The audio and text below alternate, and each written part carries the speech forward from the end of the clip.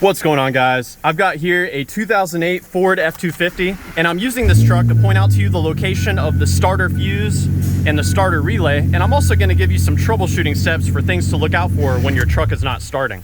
Now, the very first troubleshooting step I do, if the engine will not turn over, I will shift it into neutral and then attempt to start the truck. These trucks have a safety system on the transmission where it will not allow you to turn the engine over unless you're in park or in neutral. And sometimes that switch can wear out. So if you're able to start when you're in neutral, but not when you're in park, then you probably need a new transmission range switch. Now, further troubleshooting beyond that, we're gonna take a trip under the hood. On the driver's side, this is where we'll find the fuse box. So this is the first fuse box we're gonna open up.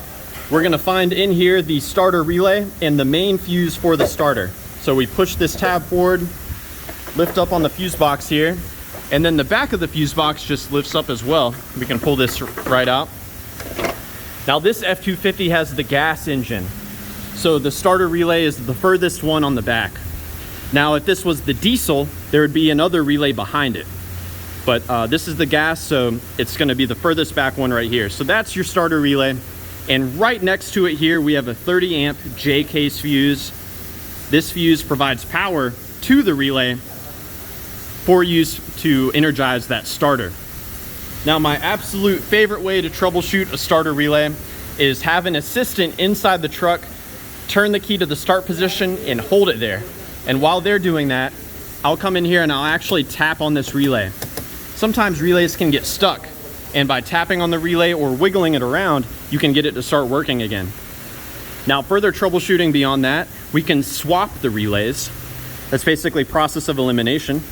So I'm gonna pull our starter relay out, and I'm gonna let you know right now, I'm gonna make this look easy. Most of these relays will get stuck in there pretty good.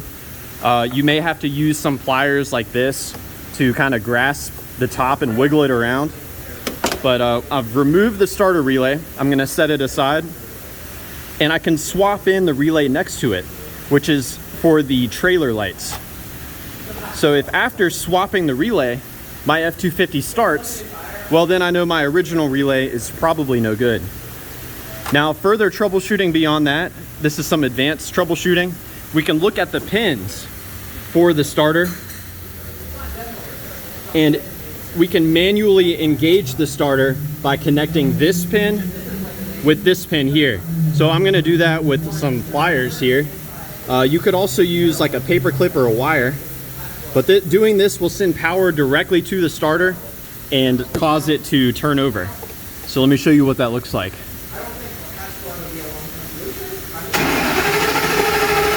You can see the engine is turning over. And that's just from me connecting these two pins together. Now, if I do this when the key is in the on position, the truck will actually start. And what that's doing is it's bypassing the ignition switch. Now, taking a more in-depth look at the pins, I just want to go over what each one does. And after that, I'm going to show you one more fuse that you want to check. So the pin that provides power from the fuse here is this pin right there.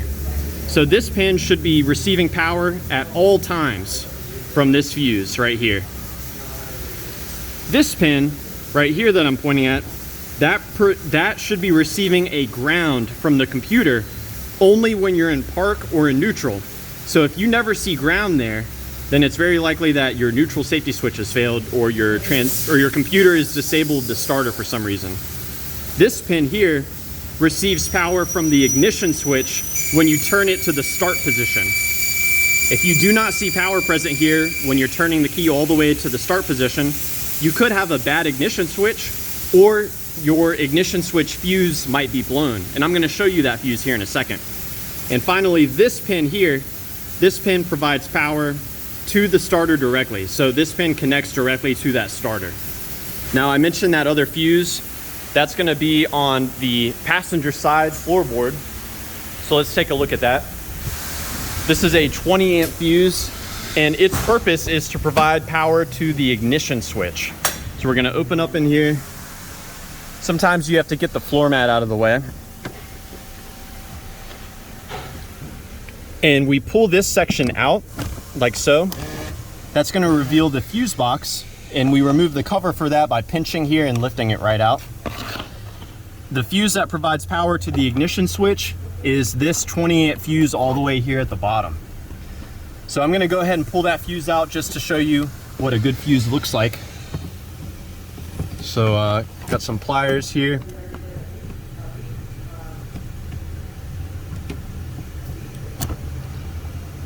So yeah, that fuse goes to the ignition switch.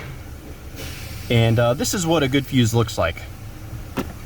So now, let's get that reinstalled. So yeah, I hope that this information has been helpful for you, or at the very least, a good starting point in troubleshooting your F250 when it's not turning over or cranking. Please do let me know down below if you have any questions. Chime in if you have any advice as well. And thank you for watching.